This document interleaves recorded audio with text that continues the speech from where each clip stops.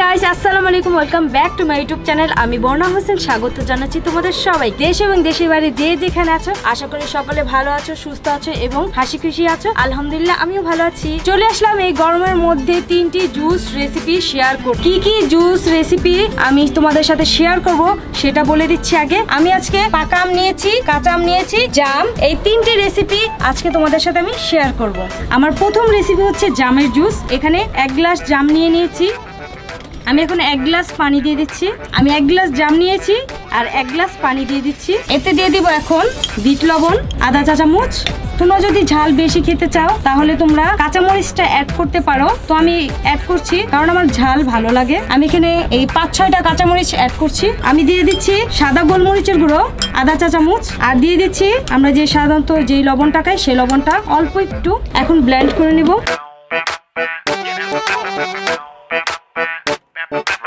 আমার ব্লেন্ড করা শেষ।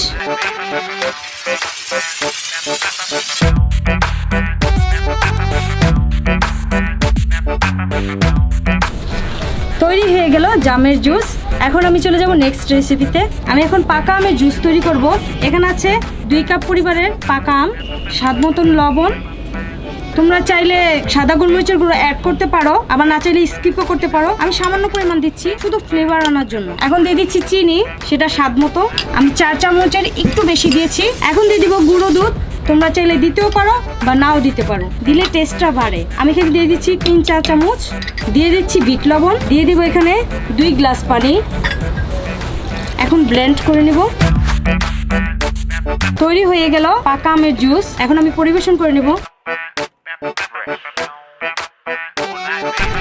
তৈরি হয়ে গেল পাকা আমের জুস। এখন আমি চলে যাব নেক্সট রেসিপিতে। এখন তৈরি করব কাঁচা আমের জুস। আমি এখানে কাঁচা আম নিয়েছি। এটা আমি কিছু করি নাই, কাঁচা আম শুধু কেটে নিয়েছি। তোমরা চাইলে সিদ্ধ করে নিতে পারো, আমি সিদ্ধ করি নাই। এখন দিয়ে দিচ্ছি কাঁচা মরিচ।